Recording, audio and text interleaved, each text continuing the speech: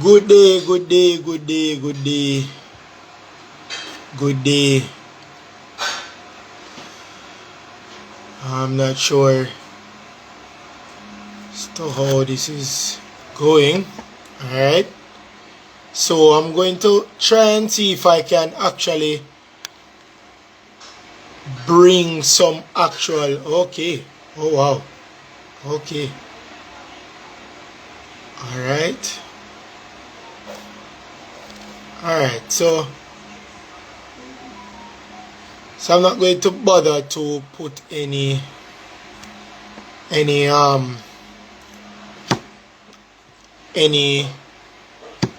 right. So I'm not gonna put any. I was trying to get like videos of the goal, I believe. Hello, Auntie Denise. What's going on? I believe is actually the goal of the day, which is Paul Pogba. And you don't forget the name, Paul Pogba. Of course, he's the guy that scored for Manchester United against West Ham today, the Comeback Kings. And they made it 9 straight away wins in the Premier League. That is the most since the 80s for Manchester United. Good afternoon, ladies and gentlemen, persons who have not come in yet, persons who are going to come in. My name is Christopher Scott, and of course, it is 7 o'clock, which means it's Premier League Talk with your boy Chris, the sports guy. You can follow me on this Instagram page, Chris_the_sports_guy. You can also subscribe to me on YouTube. It's the same, Chris the Sports Guy, no underscores, just Chris the Sports Guy. And it's the road to 200 subscribers. I'm at 154. I can't thank you guys enough for the subscriptions. It's been amazing. And we're going to talk about the different games that happened today. Of course, Everton, they faced off against Burnley. Of course, Manchester City faced off against Fulham. And then we have Manchester United. They faced off, of course, against West Ham. And then the last match of the day was Chelsea versus Leeds United. And then we're going to look ahead of tomorrow and what the so-called predictions are of tomorrow. That's perfect for me. Let's see.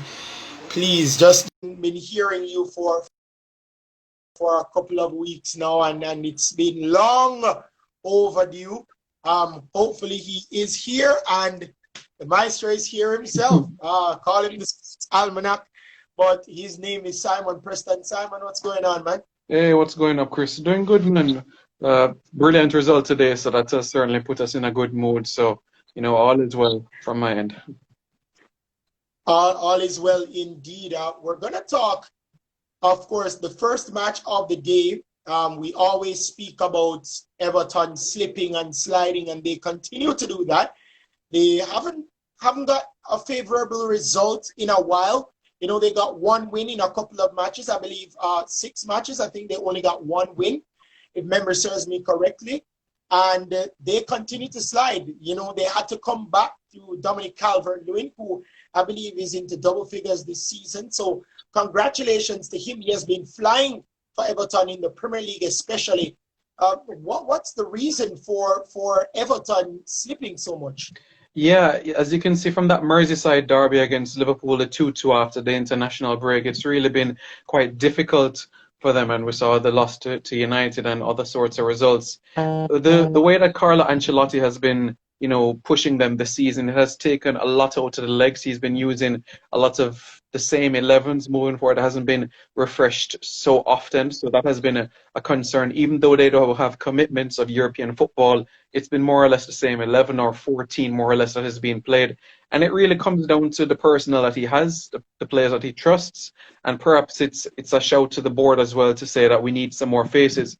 We have the likes of Yermina, we have the likes of James Rodriguez, Allen, etc. Good X factors in the team, but certainly they're going to need more if they want to challenge for European places at the end of the season. But I think it's just going to be a matter of time before they'll be able to turn the corner for results. I mean, today they took on quite a physically imposing opposition, and who better to get themselves back into the contest than Dominic Calvert-Lewin, who I think has to be by now on the plane for England to the Euros. Has to be at this point in time. The Right. form that he has been in is splendid, and the work that he has been doing with assistant manager Duncan Ferguson, it's just paid dividends. You know, I had the privilege to see this guy in action a little over a year ago, and to see him jump over Chris Smalling, jump over Phil Jones as a lanky player. I just said, yeah, this guy is just going to be a force to be watched in the air. So, yeah, he deserves everything that's coming his way right now. But as in terms of the result, at the end of the day, I think it was a fair result for the draw. But I think it will be a matter of time before they can be able to pick up those maximum points, especially on the road. Yeah. Do you think, asking this question as it pertains to Everton, do you think that Everton might get back to that form soon enough? Because, like I said, they were flying out the blocks. They were one of the only teams after 4 matches that were unbeaten, or 4 victories on the trot, and they were doing good even in League Cup, FA Cup. They were doing pretty well, but then they started to fall. I mean, how soon do you think Ancelotti can get this team back to winning ways and consistent too? Yeah, that's going to be the challenge, the consistency, because it depends on where their focus is going to lie, because they haven't won a trophy since 1995, and they're essentially 4 wins from winning a trophy in the League Cup. Manchester United in the quarterfinals of the League Cup, and in the middle of December, thereabouts, close to the Boxing Day period. So Ancelotti has said that he wants to bring a trophy to the Blues fans. So it'll be intriguing to see how he manages his squad during that period of time. If I was Ancelotti, I would certainly do my best in order to go for a trophy. But knowing him, he, as a pragmatic sort of manager, he'll try his best to balance his things, especially throughout the course of this busy Christmas period as well, with a game perhaps every 3 days between now and New Year's Day. So for him, in terms of when they're going to find back that consistency, it might not come until either the end of the year or early into January, because it is a hectic period. Although no European commitments, I still find it a challenge because of the injuries coming in. Ben Godfrey, yes, he's been deputizing well, but he's by no means a player that is going to, of the same ilk that they have right now in central defense. So for him, I think it's more of a stopgap at this point in time. So I think if you add perhaps 3 new individuals that can add to the first team, then we can start seriously talking about either Europa League qualification or maybe an outside chance of a top 4 place. Yeah, 25-year wait for a trophy may be over for the Toffees. Will that spell something? Carlos Ancelotti, who hasn't been doing a bad job for the Toffees so far for Everton this season, and if you go to a part-based club, really we're knocking a lot of doors, especially at the beginning of the season. But we'll shift to the city of Manchester, where both teams got their victories, got the 3 points ahead of the Manchester Derby next week. So we start off with the Blues. Manchester City, they hosted Fulham. Of course, we have 2 Reggae Boys players there, Bobby Di Cordova-Reid, as well as Michael Hector. But those 2 Reggae Boys were on the losing end today. Of course, a very controversial penalty, which many persons think it isn't. Maybe Raheem Sterling went down too slight. Many persons thought. I would want to get your thoughts on that. But I mean, he had a very good run, and a brilliant defense-splitting pass, and an easy right-footed finish for the Jamaican-born English winger Raheem Sterling. So was the man that got the penalty for Manchester City, and was the man that scored the first goal for Manchester City. Talk to me about Manchester City's performance against Fulham at the Etihad Stadium. Yeah, because of Raheem Sterling's small stature, it's as if, just a little touch and he may fall to the ground. But in my eyes, I would give it a penalty. I can understand why that decision was made, and at the same time, some personnel will be backing and saying, no, because of how much of a contact sport this game is, and how much you might have to be aggressive. But there clearly was contact on the player, so I can understand why Kevin De Bruyne was able to get that penalty. The second half, though, I feel though that City, in some aspects, took their foot off the pedal in some areas of the field. Riyad Mahrez, it's like a number of players were. For those that individuals that play fantasy Premier League and have Riyad Mahrez in their team, they would understand the frustration why Mahrez didn't get on the score sheet or didn't get an assist because Sterling, etc., weren't able to find a target on a lot of occasions. But City did what they had to do. Last week was more convincing than this result. But for Pep Guardiola's side, he'll look at it as back-to-back victories and a bit of momentum heading into the Manchester derby next week, Saturday.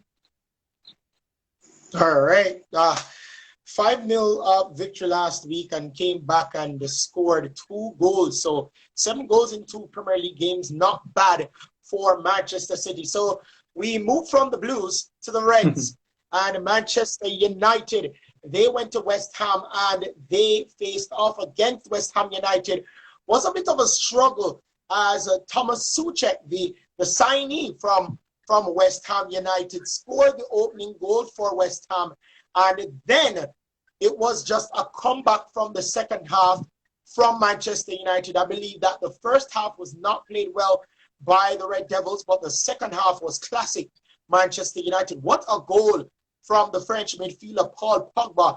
And then it was just free-flowing football from Manchester United. 3-1 the score line. Paul Pogba, of course, Marcus Rashford got in on the fun as well. What a cheeky finish from the Englishman. So talk to me about the performance of the Red Devils against the Hammers, West Ham United. Yeah, it was a game of 2 halves, quite literally. The first half, Manchester United were clearly a shadow of themselves that we saw the week before against Southampton. You know, the interesting personnel from the start. Donny van de Beek playing behind Cavani, Martial and Greenwood in that position. So I'm quite happy that Ollie kept Greenwood on the field because we know that if you give him even half an inch on goal, he can be able to turn. And you can see for that go-ahead goal for United how much he was able to get his left foot on it and put the ball into the back of the net past Fabianski. The changes really made an impact. As Bruno Fernandez came on, it's as if it gave a team the lift. And you can see it whether in professional football, semi-pro, amateur, when you have that one player that just keeps things ticking, keeps things moving, brings that momentum, it's as if everybody gets a lift, and sometimes it elevates their performances. So from defense all the way up to the attack, it's as if everybody had an improvement in proceedings. Tellez out on the left-hand side, Aaron Wan-Bissaka making clean tackles on the right as well. Everybody just stepped up significantly. Paul Pogba made a few sloppy passes in the first half. The second half, arguably one of the goals of the season so far, alongside Lanzini against Tottenham Hotspur a couple of weeks ago there. But yeah, it was the changes made the difference. Rashford and also Bruno Fernandez, and what a ball from Juan Mata as well to send Marcus Rashford free on goal to make it 3-1. It's 3 points in the bag, and those people a couple of weeks ago that were saying that United are in danger of relegation, they're now 2 points off the top with a game in hand. So what more can you say about that? What more can you say? I mean, our people, and I will get to Rummy's question. How much praise or credit would you give Ollie for the halftime substitutions, Simon? You see, being a manager or a head coach, it's quite an unforgiving job, you know, because when you make the changes and the adjustments pay dividends in terms of goals or assists, you will have some sections that will say it's credit to the player for putting the ball in the back of the net, and some will say it's the manager. You know, it was clear from yesterday's press conference that Ollie said that he was going to have one eye on the Champions League game midweek against RB Leipzig. So clearly there would have been 2 or 3 players that would have been rested even for 45 minutes. I certainly give Ollie the praise for it because he didn't have to put Bruno on the field despite being 1-0 down. It's not like we're struggling at 2-0 or even 3-0 down where we needed to get an impetus. A 1-goal margin can be changed just like that. So, but for him to make the difference that was necessary, I give him the credit for the substitutions. And 45 minutes, you know, despite Bruno complaining about a swollen toe, I think he delivered a great impression on the day. Rashford hitting the post, he could have had a brace on that occasion in this game. So Ollie, for me, he gets the praise, and you know, for me, he has the job, and he will have the job for me until the end of the season, and possibly even longer. All right. Now, question is, somebody asked it in the live. Are you worried about the derby next week?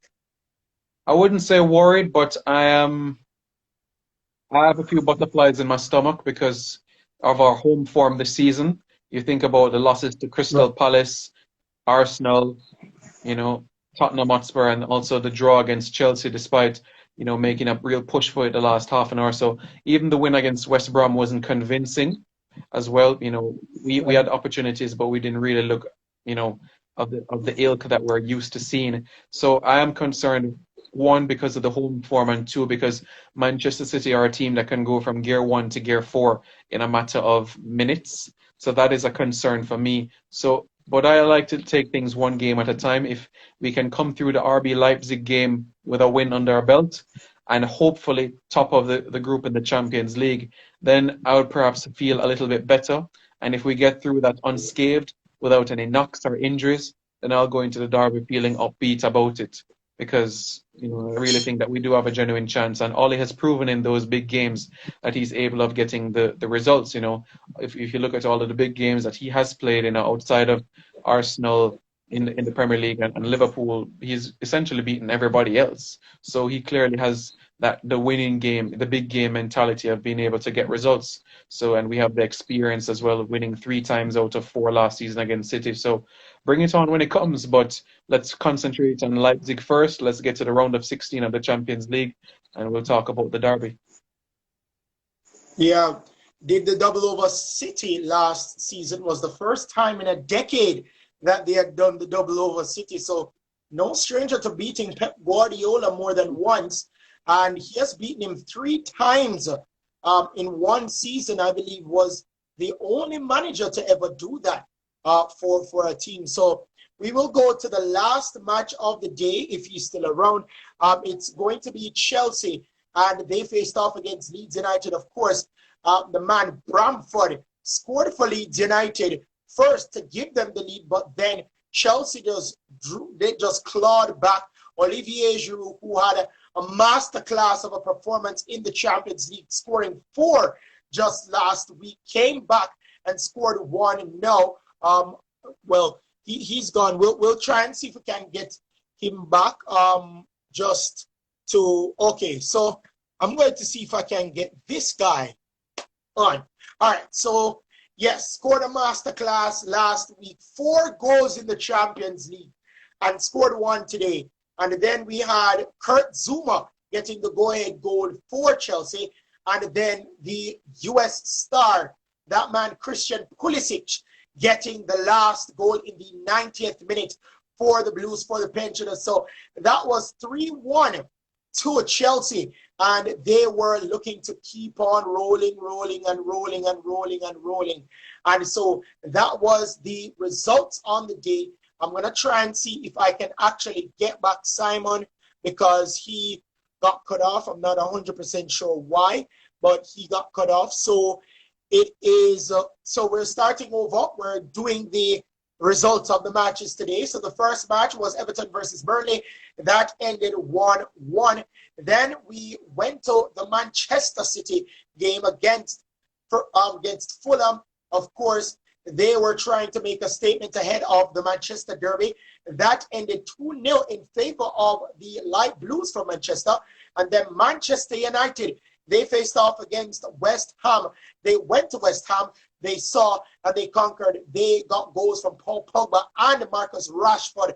Also, the youngster Mason Greenwood to make it 3-1 to the Red Devils. And then the last match of the day, Chelsea saw a similar win that United have against Leeds United, 3-1. So those were the matches on the day. If you have any questions, you can send it in. I will answer it. I want to thank everybody for coming. It's a road to 700 followers. We're at 694, and we just need 6 more followers to tell everybody you know to follow Chris the Sports Guy. I do Premier League Talks every Saturday at 7 p.m. You don't want to miss it.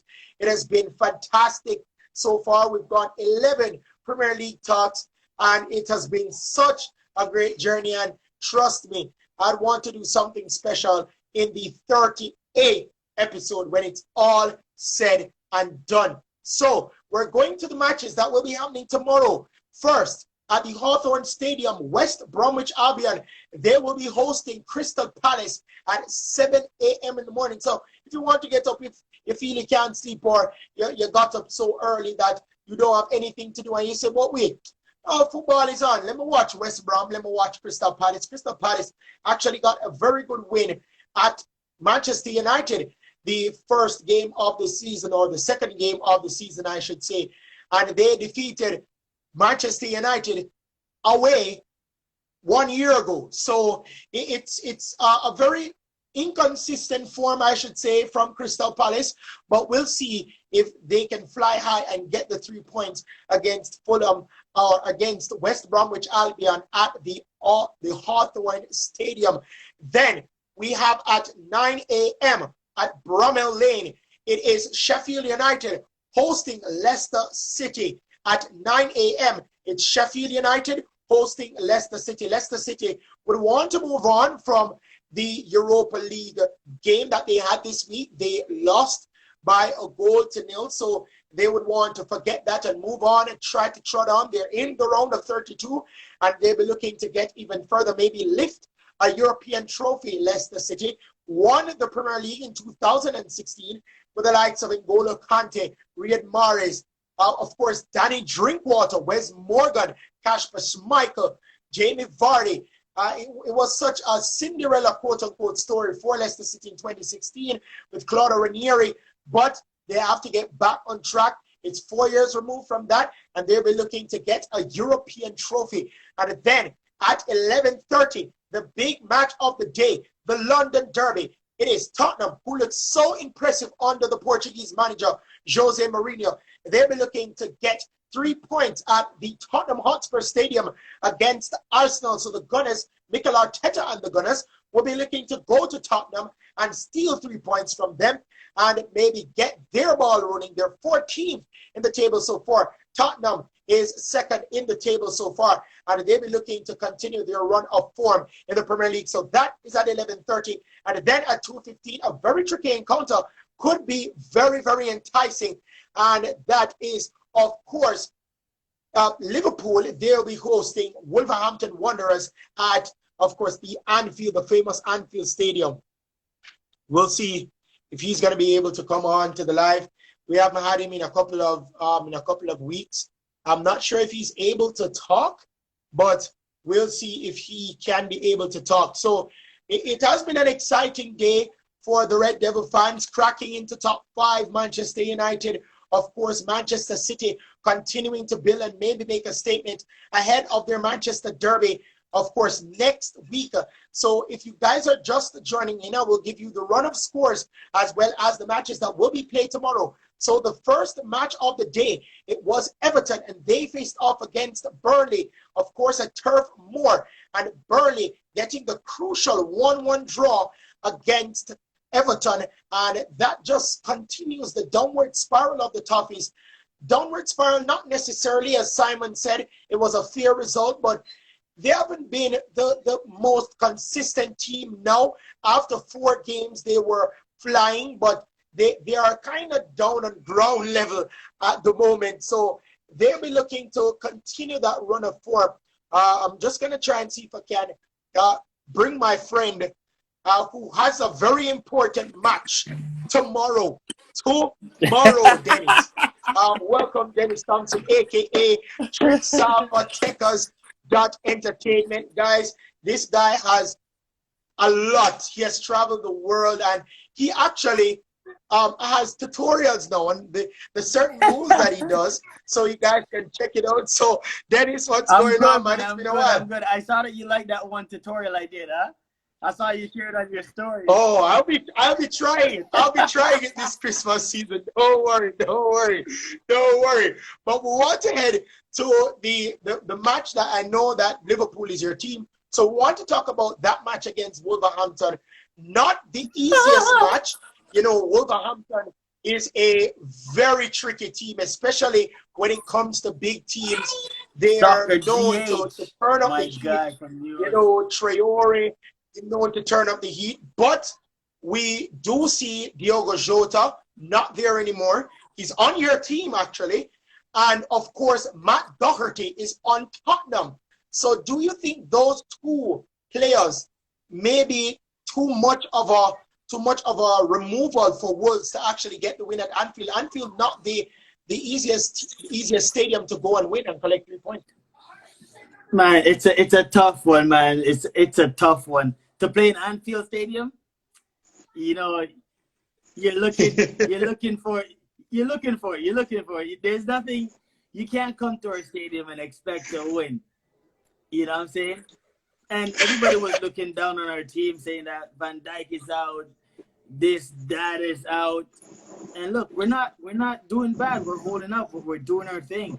You know what I'm saying? That young Portuguese boy, he's coming up and he's just firing, man. You know what I'm saying? Our whole backline has been sturdy.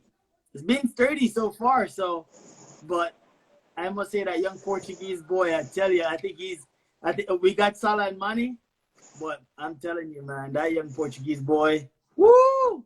It's a good thing we have him. Diogo Jota, ladies and gentlemen, is who he's talking about. You know, at Wolves last season, they were talking about, of course, Raul Jimenez of Mexico. They were talking about Adama Traore, the Spanish man. They were talking about even Matt Doherty, Ruben Neves, Rui Patricio, the other Portuguese man. They weren't giving Diogo Jota as much credit as those guys coming into Liverpool now and basically scoring on an average day. At least two. Do you think he is getting... That's right. At least 2 average. Do you think that he wasn't getting the recognition that he is now getting at Liverpool? I mean, he has been a very good replacement when Salah is injured or Mane is injured or even Firmino replacing him, even though Firmino is fully fit and ready to go. I think, hold on, repeat that again? Sorry, I got distracted. Yeah, I was asking if you think that he wasn't getting as much credit as at Wolves as he's getting now at Liverpool. Definitely wasn't. You know what I'm saying? The eyes wasn't on him.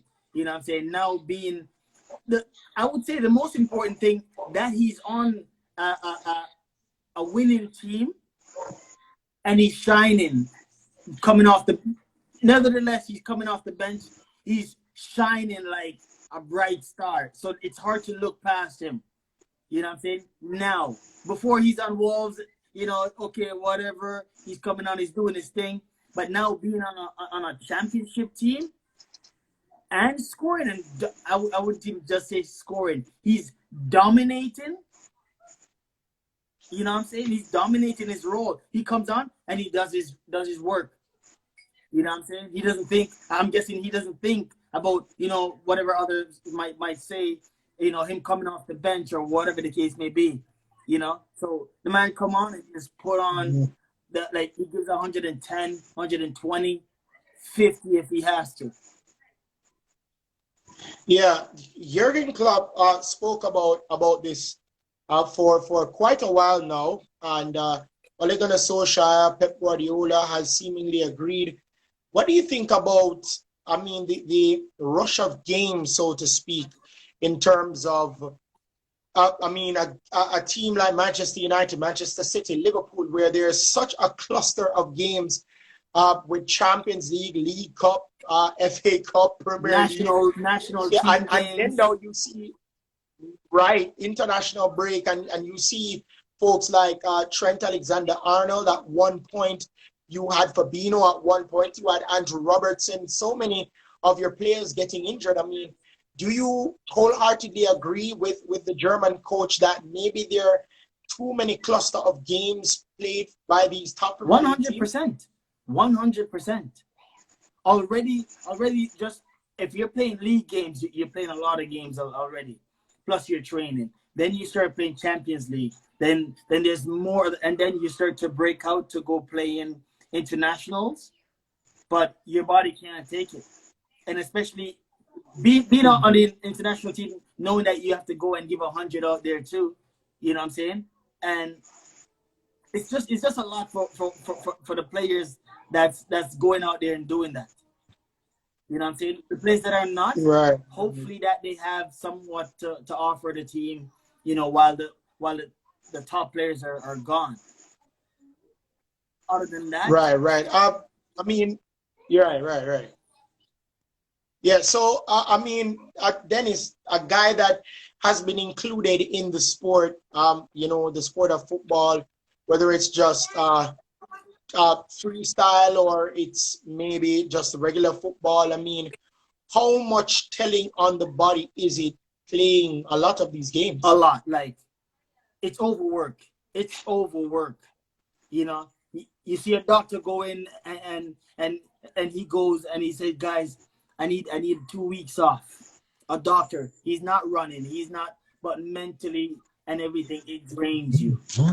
You know what I'm saying? And now to see a player playing 4 games a week plus training, when do you get time to rest? You know what I'm saying? And the flying, jet lag, back and forth, get back the night before, next day, you know, it's not. I'm thinking that the coach probably just weaved them in back slowly, but still, you're there. You're not home resting, you know, recouping your mind and your muscle. It's a lot of work. And I was talking to a few of my friends, and they're like, oh, you know, these guys are making excuses.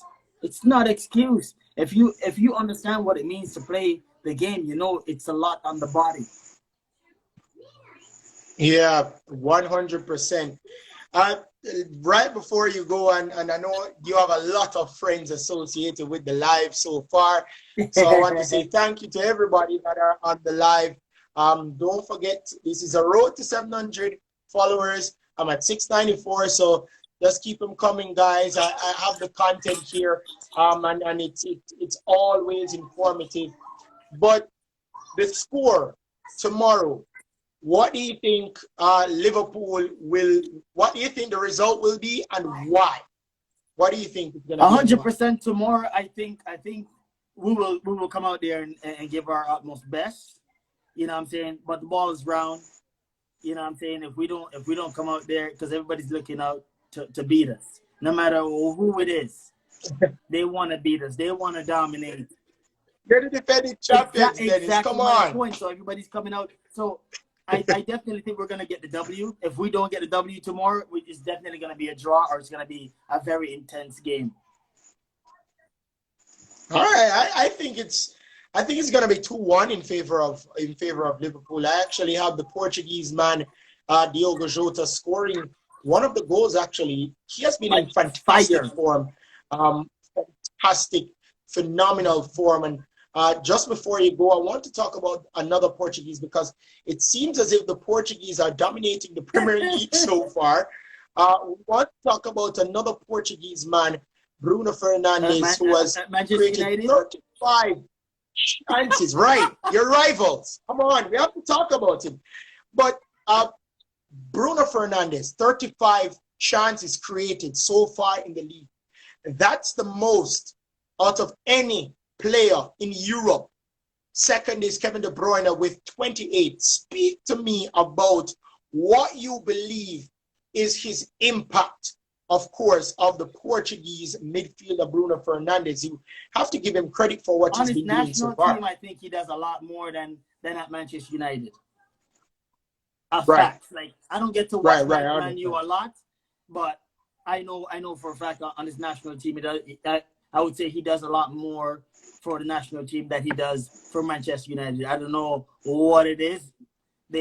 Some people are saying Pogba is trying to outplay him, or whatever the case may be, but I think he's more dominant in his national team than his actual club. More effective. All right, somebody said, but if the impact is big, how big is the impact? I mean, Manchester United are 2 points off the top. Manchester United are also top 4 in the league with a game in hand against most teams. They're a point above Manchester City, and they have a guy that created 8 chances in 45 minutes, which is the most in a half from any Premier League player this season. you kind of have to give credit to Manchester United, where give the devil his due, give Caesar what is due unto Caesar. Manchester United, through Bruno Fernandez, has been fantastic. But so far, Trixafa and Dennis, I want to tell me which Liverpool player has been the most influential for your team so far this season. This season, I gotta say the Portuguese boy, man. I knew you'd say that. I knew you'd say that. I knew you'd say that. Yo, Why Sharif, do you think? Why do you think Sharif, this is my guy, Sharif, man. This guy's a boss. Like, he's a boss, man. Like, he's nasty. Sharif, come on. Let me know. Let me know. What do you think about all this chat? Oh, T. Smith, what up, G? You know? Yeah. It's been absolutely fantastic. I mean, like I said, what Jurgen Klopp has been able to do with this player is phenomenal. I mean, if you go to Borussia Dortmund, I mean, he did it with Mario Götze. He, of course, did it with Marco Reus. I mean, he has done fantastic with some of these players. Defeated Pep Guardiola as well. A guy who was so-called been the kryptonite, so to speak, air quotes around kryptonite for Pep Guardiola. So, I mean, what aspect of his coaching style do you believe is so invigorating to this Liverpool team that they've done so well? They've won the Champions League, won the UEFA Super Cup, and the league in one calendar year. You know what? What he has, a lot of him and Pep kind of have a similar style. They watch their player, analyze, realize what their player has to offer, and he puts them in the right position. And I'm guessing he tried to create scenarios maybe in their training to create plays to balance each player that he has. And I watch him how he sits on the bench, and sometimes he goes and he talks here and there to a few players. But I think he analyzed his players well, and he plays them in the position that they need to be in to be successful. And I think that's what he's been doing the most. Mane wasn't my favorite player because he's fast and all that stuff, yes, but he used to be offside so much. I think Pep kind of not slow him down, but just calm him a little bit more, so he's not offside so often. So he probably done something for him so that he can play the game a lot better. You know what I'm saying? To balance it, because the guy probably faster than everybody on the field. Indeed, Sadio Mane is the Senegalese Sadio Mane. I've not been just watching him at Liverpool. I've noticed Sadio Mane from Southampton days, and a lot of people need not to forget that Virgil van Dijk and Sadio Mane played on the same team in Southampton, where a man who used to coach Tottenham, Pochettino, was the coach as well. So it's a very good reunion, and they've been able to capture something that trust me, has eluded them, the Champions League for the better part of a decade, and of course the Premier League the better part of 3 decades. So one more thing before you go, Dennis. This is off the topic of football, but I want to talk about the NBA. I know you're in Canada, so Toronto is your team. How do you feel about Toronto kind of migrating for a bit due to COVID to Tampa? Well, they have no choice. You know what I'm saying? You have no choice. You're forced to do so. You know what I'm saying? But I'm not a basketball guy, so I don't know much. I know that we just released it. Siakam. You know what I'm saying? Yeah. And what's the other guy's name? That number 9. Serge Ibaka. Well, he's gone. Like I follow here and there, but I'm not a massive basketball guy. You know what I mean? So that being said, but I think they have no choice but to do whatever they have to do.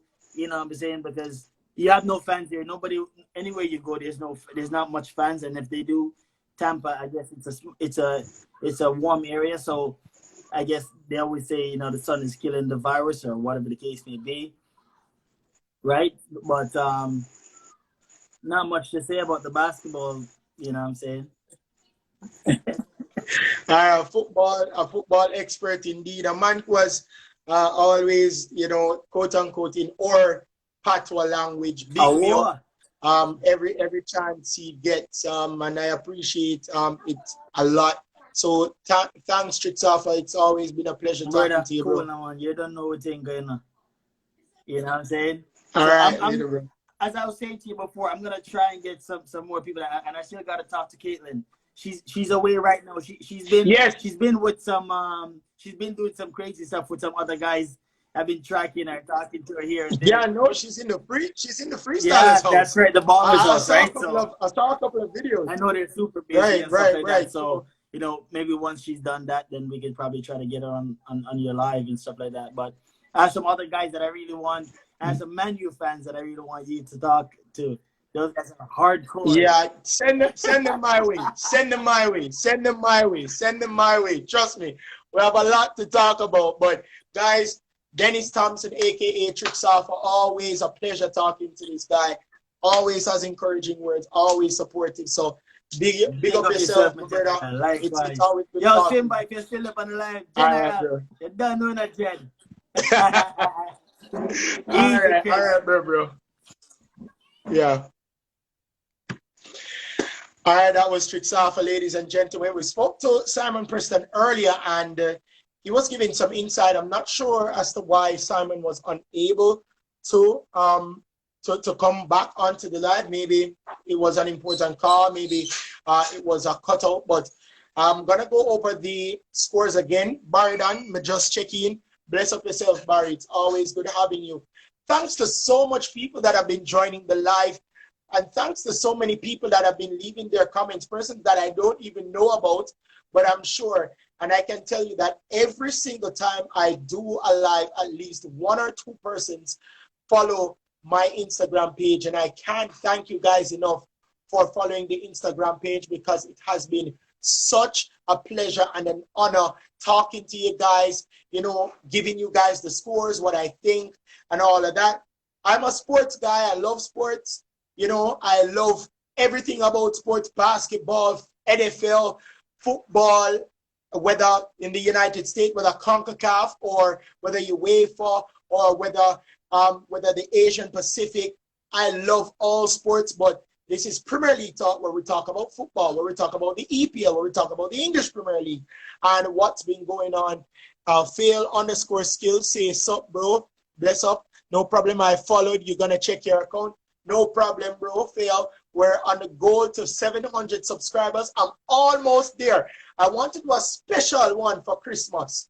I don't know if you guys want me to do that. I might bring in the family members here and there, because I will be in the country, the countryside, as most of you guys call it, and I will be having a good time. But I hope you guys stay safe. It is always cognitive of the fact that you guys have to stay safe, because this is a very serious time with the pandemic. And of course, it's a colder time, and persons and a lot of medical professionals say with the heat, it can kill the virus, but it is colder now. So it prompts us to be more vigilant. It prompts us to be more alert, and we should be more safe. So whether you're in Canada, whether you're in the United States, whether you're in Jamaica, Bahamas, Barbados, Cuba, China, Japan, wherever you are, wear your mask, sanitize your hands, wash your hands properly, and make sure you're keeping safe. So I will give you the scores and the matches that will be played tomorrow as well. So the first match of the day was Burnley versus Everton. That drew 1-1. 1 point between the two teams at Turf Moor. And then, of course, at the Etihad Stadium, it was Manchester City hosting Fulham. And of course, Kevin De Bruyne and Raheem Sterling was on the score sheet for the Blues of Manchester. And they won by 2-0, cracking into top 10. And then it was Manchester United. They faced off against West Ham, and the Hammers hosted the Red Devils, but the Hammers were hammered out They did go ahead through their new signing, Thomas Soucek, but goes a wonderful right-footed strike from Paul Pogba, the French midfielder. And then the English forward, Mason Greenwood, added a second and the go-ahead goal. And then, of course, capping it off with a cheeky little chip, it was the other Englishman, Marcus Rashford. And then Chelsea, the pensioners at Stamford Bridge, they, of course, had a similar win that Manchester United had, and they won against Leeds United by 3-1. Of course, goals scored by Olivier Giroud after Patrick Bamford sent the visitors Leeds United ahead. It was the man Olivier Giroud who has been in immense form from the week, scored 4 goals in Champions League, and then scored 1 today. That's 5 goals in 2 matches. What a player this Frenchman is. Of course, he got on the score sheet, scored the equalizer. The defender, Kurt Zouma, another Frenchman, scored the go-ahead goal. And then, of course, the USA man, Christian Pulisic, scoring the nail-in-the-coffin goal for the pensioners Chelsea. So tomorrow, what's happening tomorrow? Well, I'm glad you asked. Thanks for asking me. So it was, of course, 7 o'clock. It will be at the Hawthorn Stadium, West Bromwich Albion. They'll be hosting Crystal Palace. Inconsistent form from Crystal Palace, but they'll be looking to get 3 points. Then at 9 o'clock at Bramall Lane, Sheffield United, they will be hosting Leicester City. Leicester City will be looking to forget that 1-0 loss they had in the Europa League, and they'll be looking to get back on track and get 3 points. That at Bramall Lane against Sheffield United, who has been struggling as of late. And I think that the removal of Dean Henderson was the game changer for Sheffield United. So they'll be looking to get back on track as well and maybe stay up, because they're in a relegation battle with West Brom, with Fulham. Of course, it's been crazy. It's been crazy. But they'll be looking to get back on track. And then at 11:30 will be the match of the day, guys. It's going to be Mikel Arteta and the Gunners. They'll be traveling to the Tottenham Hotspur Stadium. They will be facing off against Tottenham Hotspur. And of course, we have to talk about the form of Tottenham Hotspur. Come on, ladies and gentlemen. The form of Tottenham Hotspur has been fantastic under Jose Mourinho. Are we seeing the signs of another Manchester United finishing high in the table, got second, won Europa League with Manchester United? Will we see the same for, of course, Tottenham Hotspur? Will they even win the league? Of course, Tottenham Hotspur. So we'll see what happens then. And then at 2:15 p.m. will be the final match of the day. It will be Liverpool. They will be hosting Wolverhampton Wanderers, of course, at the feared Stadium Anfield. Feared Stadium Anfield. Guys, they've gone almost 2 years without a defeat at Anfield in the Premier League. Let that sink in. The Reds have gone almost 2 years without a defeat. They broke their own record in terms of the most wins consecutively, or the most consecutive matches without a defeat. Guys, the Reds have been flying at Anfield, and they'll be looking to continue to fly, and they'll be looking to continue their run of form, and they'll be looking to successfully defend their Premier League title. So it's going to be Wolverhampton Wanderers traveling to Anfield to face off against Liverpool. So, guys, thank you so much. It has been a pleasure talking to you guys. We have a new subscriber, Fail_skills. Bless up, bro. Bless up, my brother, as we say in Patois. Trick Safa, was a pleasure to have you on the live, bro. It was, in fact, a pleasure on the live, bro. Also, Simon, we'll love to have you next week. I'm not sure if you're going to be able to, because you have been so busy, but we'll love to have you next week. And trust me, guys, it's been such a pleasure. My name is Christopher Scott, and you've just tuned into Premier League Talk. Tune in next week at 7, where we're going to talk about the Manchester Derby. Trust me, it's going to be exciting. Guys, I will be putting up a poll this week, sometime this week. We'll be tagging certain people. So I will be putting up a poll this week to see if I should do the Premier League live on Sunday or Saturday, because it's a week from today. That's the Manchester Derby. So it's a pleasure, guys. I really appreciate and love the support. And it's been a Premier League talk that has been successful, of course. As I said, thanks again to so many people that came on. Thanks to so many people that left their comments. And I'm signing off Premier League talk.